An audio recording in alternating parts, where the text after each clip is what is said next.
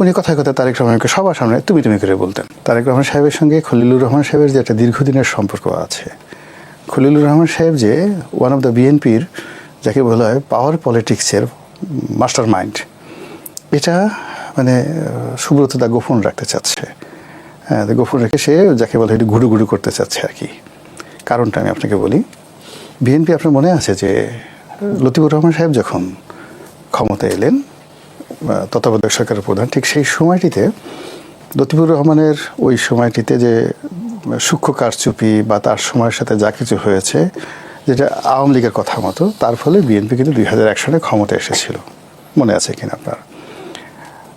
ঠিক সেই সময়টাতে লতিফুর রহমান সাহেবের ভাইরা ছিলেন খলিলুর রহমান, আর লতিফুর রহমানের প্রাইভেট সেক্রেটারি অর্থাৎ প্রধান উপদেষ্টার প্রাইভেট সেক্রেটারি ছিলেন এই খলিলুর রহমান।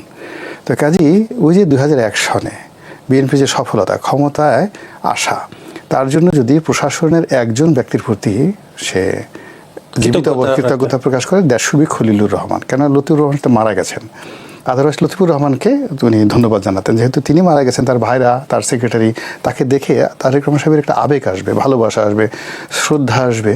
এটা সুব্রত দা জানে, কিন্তু ইচ্ছা করে এই জিনিসটা উনি গোপন রেখেছেন, মূলত এই কারণেই। তো সেদিক থেকে বিএনপি একটা কৃতজ্ঞ দল, তাকে যারা উপকার করেছে, এমনকি অনেক আগে 75-76 সনে যারা উপকার করেছে তাদেরকেও কিন্তু দেখেন তারেক রহমান সাহেব এইবার যে মন্ত্রিপরিষদ গঠন করেছেন, সবাইকে তিনি খুশি করেছেন। এমন কোনো মানুষ নাই, টকশোতে যারা কথা বলেছেন, ডাক্তার জাহেদকে নিয়েছে, তাকে উপদেষ্টা পদে, হ্যাঁ প্রতিমন্ত্রী, তারপরে ওনার ওই লন্ডনে ওনার সাথে যারা দীর্ঘদিন কষ্ট করেছেন, সে মাহাদি থেকে শুরু করে যারা আছেন তাদেরকে প্রোভাইড করেছেন। এখানে নুরু, ববি হাজাজ থেকে শুরু করে সবাইকে তিনি মানে আশ্রয় দিয়েছেন। এত উদার মানে প্রধানমন্ত্রী, এত অ্যাকোমোডেটেড প্রধানমন্ত্রী। আমরা তো শেখ হাসিনা আসলে একটা কৃপণ ছিলেন, ভীষণ রকম কৃপণ ছিলেন। তিনি প্রথমে একটা ছোট মানে একটা ক্যাবিনেট করেছিলেন, করে আবার সব মানুষকে একটা টেনশনের মধ্যে রাখছিলেন যে মন্ত্রী বানাবো, দৌড় দাও দৌড় দাও। তারেক রহমান সাহেব এই ব্যাড গেমটা খেলেননি। তিনি একটা বড় মন্ত্রী পরিষদ করে তিনার হাতে যা আছে সব দিয়েছেন। মানে উদারতা কি একটু বেশি দেখানো হয়ে গেল? না, এটা আসলে উনি তো কার ছেলে? শহীদ প্রেসিডেন্ট জিয়াউর রহমান সাহেবের ছেলে, বেগম খালেদা জিয়ার ছেলে।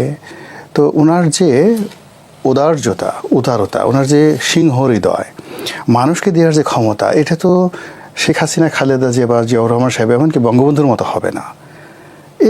মানে যাকে আগে রাজপুত্র বলা হতো 2001 সনে, আর সে রাজপুত্র থেকে এখন নাও হি বিকাম দ্য কিং।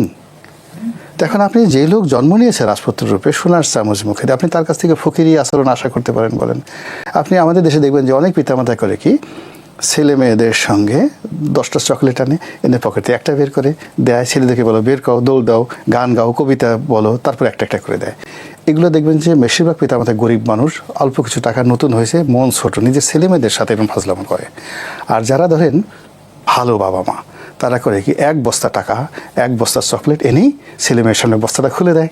ছেলে মেয়ে এইটা নেয়, ওইটা নেয়, এটা কামড় দেয়, ওইটা ফেলে দেয়, এটা ফেলে দেয়। বাবা মা বলে যে দেখো রাজার মতো ভাবসা। এখন এই তারেক রহমান সাহেবের যেটা আসছে, যে তার হাতে দেওয়ার মতো যা ছিল সব তিনি দিয়ে দিয়েছেন, কাউকে তিনি হতাশ করেননি। কিছু লোক আছে, দলের যারা লোকজন আছে, সিনিয়র যারা লোকজন আছে, এদেরকে উনি দেননি, ইচ্ছা করে দিয়েছেন, ইচ্ছা করে দেননি। এখানে কোনো এটা মূল ব্যাপার হলে এই লোকগুলোকে তার পছন্দ হয়নি।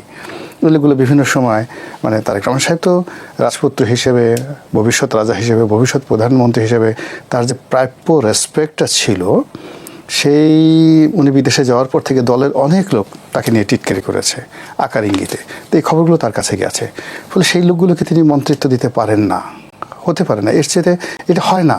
আমি একটা লোকের মন্ত্রী দিলাম, সে আমার পাশে বসে রইল, তারা দেখলে আমার মেজাজ গরম হয়ে যায়, আমার কোনো কিছু লিখতে ইচ্ছা করে না, বলতে ইচ্ছা করে না। তো এরকম বিএনপির অনেক লোক আছেন আমাদের দৃষ্টিতে একেবারে সিনিয়র টপ পর্যায়ের যারা বিএনপির টপ পর্যায়ের সবাই দেখেছি, তাদেরকেও কিন্তু মন্ত্রিসভায় জায়গা, হ্যাঁ, এরা সবাই এই তরুণ নেতৃত্ব তারেক রহমান সাহেবের প্রতি যে ডিউ রেসপেক্ট, এটা দেখাননি।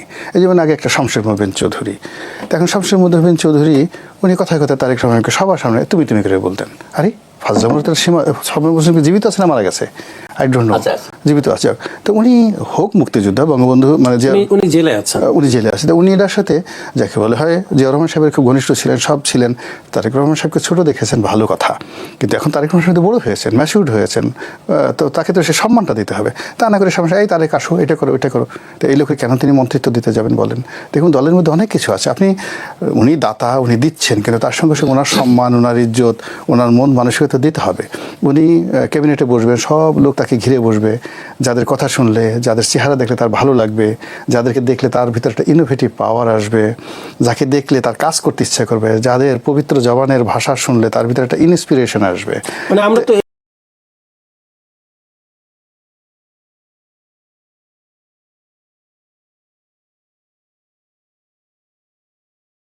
এরকম দেখেছি যে শেখ হাসিনা সরকারের সংসদ, মানে তার আশেপাশে এমন লোকজন ছিলেন যারা তোষামত করতেন, গান গিয়ে শোনাতেন, মানে এমন এমন একটি হ্যাঁ, এটা এই কারণে তো তিনি 15 বছর থাকতে পেরেছেন।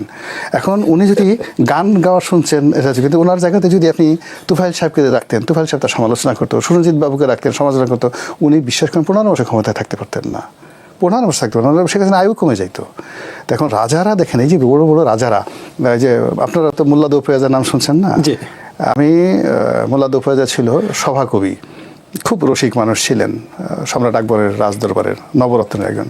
আরেকজন ছিলেন হলো ফৈজি টোডরমল দোপেয়াজা, আর আরেকজন হিন্দু ছিল, এক ভদ্রলোক ছিলেন, আমার নামটা মনে আসতেছে না, খুব কৌতুক করতেন। এখন সবচেয়ে যে বড় ভাঁড়, তাকে বলা হয়তো গ্রেটেস্ট ভাঁড়, গোপাল ভাঁড়ের চাইতে 1 কোটি গোপাল ভাঁড়ের চাইতে বিখ্যাত, সে আমার নামটা মনে আসতেছে না ভদ্রলোক। তো ফতেপুর সিকরি, আমি আসবো আপনার আচ্ছা, এক কাছে। মিনিট, সেই জি, ফতেপুর please। সিকরির আকবরের পাশের রুমে মানে তাকে জায়গা করে দেওয়া হয়েছিল, আমি ওখানে গিয়ে দেখে আসছি। তো কাজী রাজা যিনি হবেন তার শান্তি হলো বড় কথা, রাজার নীতি হলো রাজনীতি।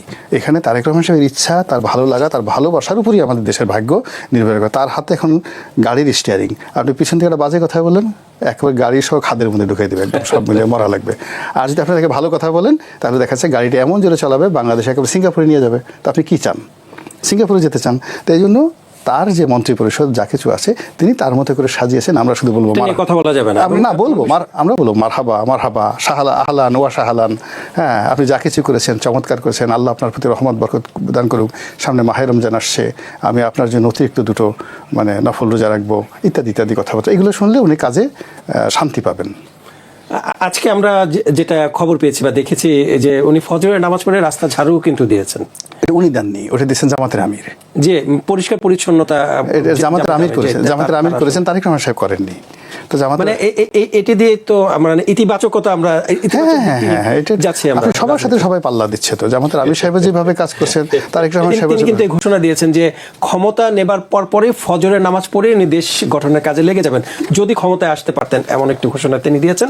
যদিও ক্ষমতায় আসেনি, কিন্তু তিনি তার কথা রেখেছেন। সে তো ওই এলাকা করছে, এবং তিনি যদি প্রধানমন্ত্রী হতেন, হয়তো প্রধানমন্ত্রীর কার্যালয়ের সামনে রমনা পার্ক, তারপর শেষে সংসদ ভবন, এই এলাকাতে হাজার হাজার জামাতের কর্মী, মহিলা কর্মী তারা একসাথে ঝাড়ু দিতে যেতেন। হয়তো সুব্রত দাকেও ডাকতেন, আমিও যাইতাম। এটা একটা অন্যরকমের ওয়ার্ক। সবাইকে তাহলে ফজরের সময় জেগে থাকতে হতো, ফজরের সময় জেগে থাকতে, শরীরের জন্য ভালো তো।